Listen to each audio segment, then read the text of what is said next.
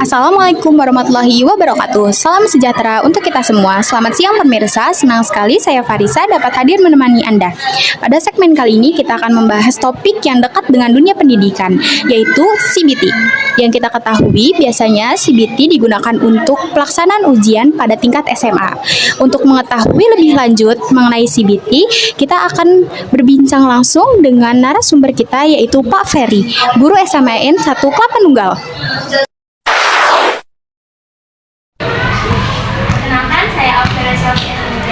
Dari kelas 11A2 SMAN 1 Kelapa Nunggal.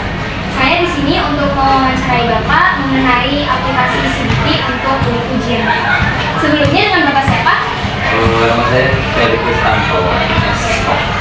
Oke, Bapak Ferry, izin untuk mewawancarai Bapak ya, Pak? Yes.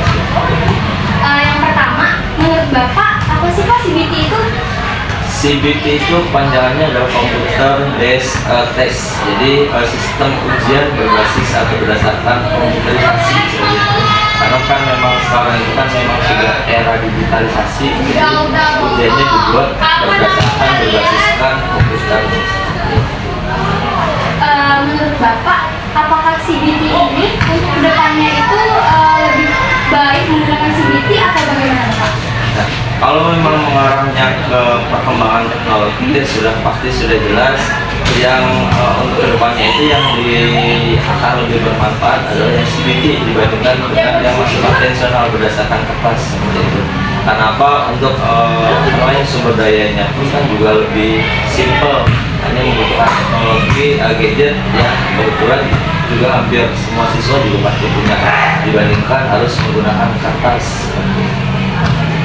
Di SMAN 1 Kelapa Nunggal ini, siapa sih Pak yang pertama kali menyarankan memakai CBT saat ujian?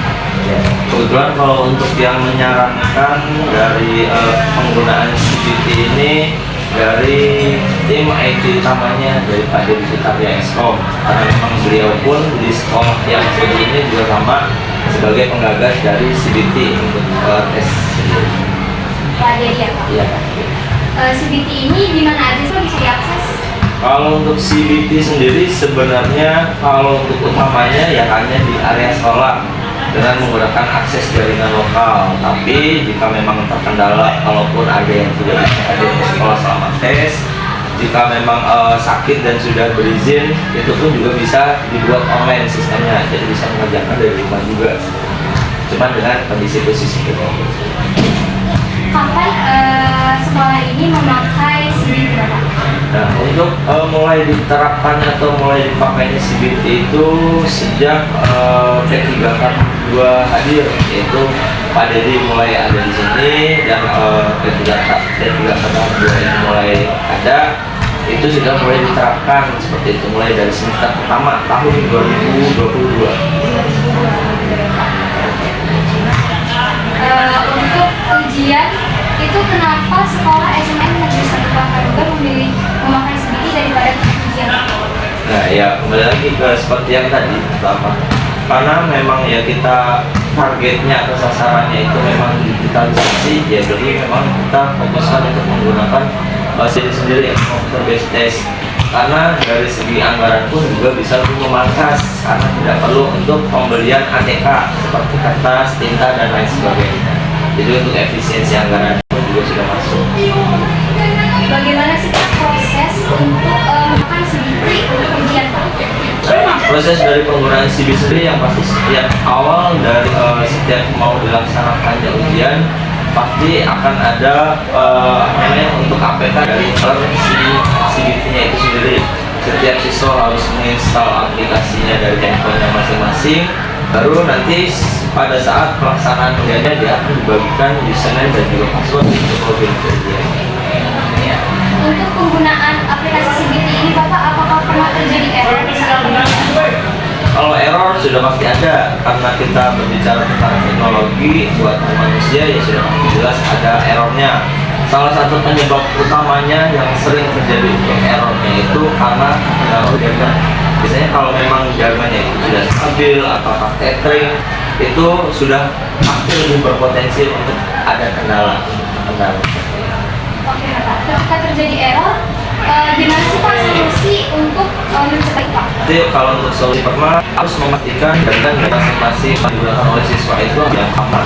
Kalau yang sudah dipastikan dari satu mahasiswa, biasanya untuk yang luar prakirnya itu bisa kerjanya melalui laptop dan komputer yang kita sediakan untuk fasilitas kerjanya. Jadi menggunakan laptop. Terima kasih ya Pak untuk wawancara Bapak. Terima kasih Pak. Maaf udah waktu. Iya. Terima kasih ya Pak. Iya.